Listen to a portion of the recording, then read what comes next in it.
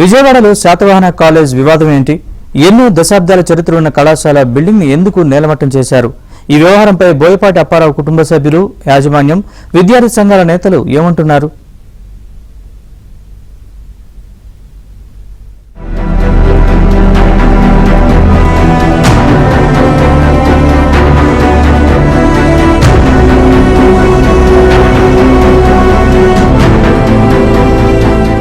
విజయవాడలో శాతవాహన కాలేజీ వివాదం రోజు రోజుకు ముదురుతోంది.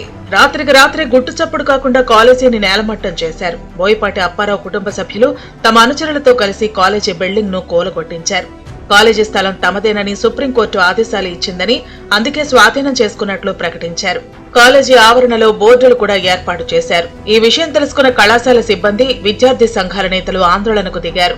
బోయపాటి అప్పారావు నుంచి శ్రీ దుర్గా మల్లేశ్వర ఎడ్యుకేషన్ సొసైటీ పేరుతో విశాలాంధ్ర రోడ్లో 5 ఎకరాల 16 సెంట్ల భూమిని తీసుకున్నారు. అప్పటి నుంచి సొసైటీ ప్రతినిధుల ఆధీనంలోనే స్థలం ఉంది. కొంతకాలం తర్వాత స్థలం తనదేనంటూ బోయపాటి అప్పారావు ముందుకొచ్చాడు. దీంతో సొసైటీ కార్యదర్శి వంకాయలపాటి కామేశ్వరరావు స్థలం సొసైటీదేనంటూ హైకోర్టులో పిటిషన్ వేశారు. ఇరువురి వాదనలు విన్న ధర్మాసనం స్థలం సొసైటీకే చెందుతుందని తీర్పునిచ్చింది. హైకోర్టు తీర్పును సవాల్ చేస్తూ బోయపాటి అప్పారావు సుప్రీంకోర్టును ఆశ్రయించారు.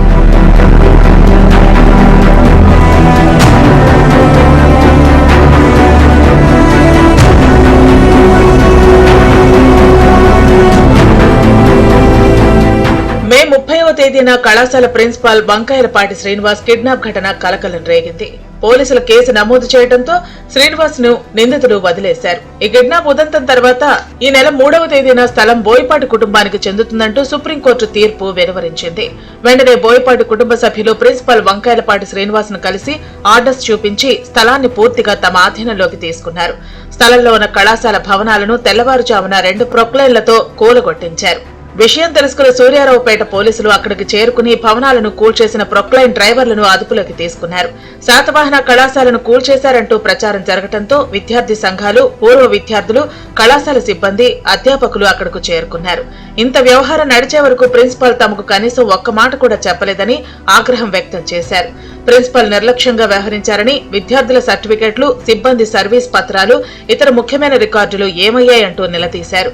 దీనిపై ప్రభుత్వం స్పందించి న్యాయం చేయాలని డిమాండ్ చేశారు. శాతవాహన కళాశాల పెద్ద చరిత్ర కలిగినటువంటి కళాశాల, ఎంతోమంది మేధావులు తయారు చేసినటువంటి కళాశాల. ఈ కళాశాలని తెల్లారుజామున 8 గంటలకి కూలగొట్టడం అనేటువంటిది అత్యంత అన్యాయమైనటువంటిది. నిజంగా కోర్టు ఆర్డర్ ఉంటే గనక ముందస్తుగా పోలీసులు తెలియజేయాలి, ఇక్కడ యాజమాన్యానికి తెలియజేయాలి, ఇక్కడ స్టాఫ్ తెలియజేయాలి, ట్రస్ట్ సభ్యులకు కూడా తెలియజేయాల్సినటువంటి అవసరం ఉంది. వీళ్ళందరూ తెలియజేయకుండా తెల్లవారుజామున కూల్చడం అనేటువంటిది, దీనిలోనే అనేక అనుమానాలు కూడా మనకు తావిస్తా ఉన్నాయి. ఏదైతే శాతవాహన కళాశాల బిల్డింగ్ కూల్చారో వాళ్ళ మీద చర్యలు చేపట్టాలని మేము ఎస్ఎఫ్ఐకి డిమాండ్ చేస్తా ఉన్నాం. పుస్తకాలు, విద్యార్థులకు సంబంధించినటువంటి సర్టిఫికెట్లు కనీసం ముందస్తు కూడా ప్రకటన చేయకుండా వాళ్ళ విద్యార్థుల యొక్క సర్టిఫికెట్లు, దానికి సంబంధించినటువంటి బీరువాళ్ళు, దానికి సంబంధించినటువంటి కంప్యూటర్లు కూడా మొత్తం కూల్చారు. ఈ విద్యార్థులు నాకు రేపు సర్టిఫికెట్లు కావాలంటే విద్యార్థులు ఈ కళాశాలకు వస్తారు. ఎవరి దగ్గర ఉంటాయి సర్టిఫికెట్స్?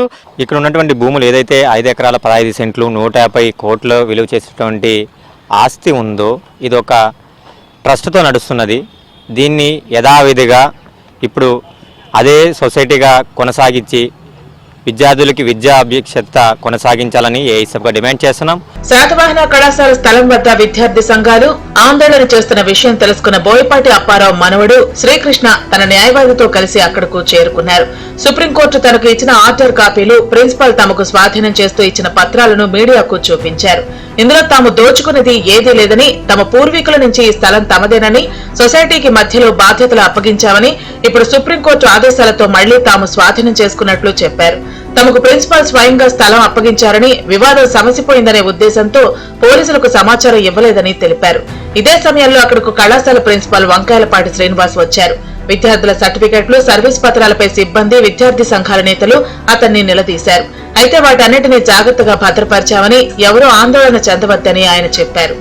ఈ స్థలం అనేది మాకు మా యాన్సెస్ట్రల్ ప్రాపర్టీ. ఇది లోవర్ కోర్టులో, హైకోర్టులో కూడా అంత ఫేవరబుల్గా వచ్చిన తర్వాత వీళ్ళు మా 2011లో మాకు లోక్ అదాలత్లో కూడా ఇది సెటిల్ అయిపోయిన ఇష్యూ. 2012లో ఈ ల్యాండ్ మాకు హ్యాండ్ ఓవర్ చేయాల్సిన వాళ్ళు చేయకుండా సుప్రీంకోర్టుకి వెళ్తే సుప్రీంకోర్టు కూడా వీళ్ళకి అగేన్స్ట్గా ఆర్డర్ ఇచ్చింది. ఆర్డర్ కాపీస్ అన్ని మా దగ్గర ఉన్నాయి, మొత్తం లీగల్గా అన్ని ఆర్డర్ కాపీస్ ఉన్నాయి మా దగ్గర. దానికి కొంతమంది ల్యాండ్ గ్రాబర్స్ దీంట్లో ఇన్వాల్వ్ అయ్యి ఎట్లా కొట్లా ఆపి ఏదో సాధించాలని చూస్తున్నారు. మొన్న సుప్రీంకోర్టు వారు మొన్న 3వ తారీఖున ఈ సైట్ అంతా యజమానికి చెందింది అవార్డు స్టాండ్స్ గురించి చెప్పి ఆర్డర్ ఇచ్చారు. తదుపరి సొసైటీ వాళ్ళు ఈ స్థలం అంతా కూడా hand over letters society correspondent principal వారు హ్యాండ్ ఓవర్ చేసిన దాని తరిమిలా మన వాళ్ళు దీన్ని డిస్ట్రాయ్ చేసుకున్నారు. సొసైటీ వాళ్ళు ప్రిన్సిపాల్ గారి సైట్ హ్యాండ్ ఓవర్ చేసేసిన తర్వాత ఇక వివాదం ఏం లేదు కదా. దీంతో ఎన్నో దశాబ్దాలుగా ఉన్న శాతవాహన కళాశాల వైభవం ముగిసిపోయింది. ఇప్పుడు కళాశాలను ఎక్కడ ఏర్పాటు చేస్తారు, విద్యార్థులకు స్టడీ సర్టిఫికెట్లు ఎలా అందిస్తారు అనే ఆందోళన విద్యార్థులు, తల్లిదండ్రుల్లో ఉంది. స్థల వివాదంతో సంబంధం లేకుండా శాతవాహన కళాశాలలో చదువుతున్న విద్యార్థుల భవిష్యత్తుకు ఇబ్బంది కలగకుండా ప్రభుత్వమే చర్యలు తీసుకోవాలని కోరుతున్నారు.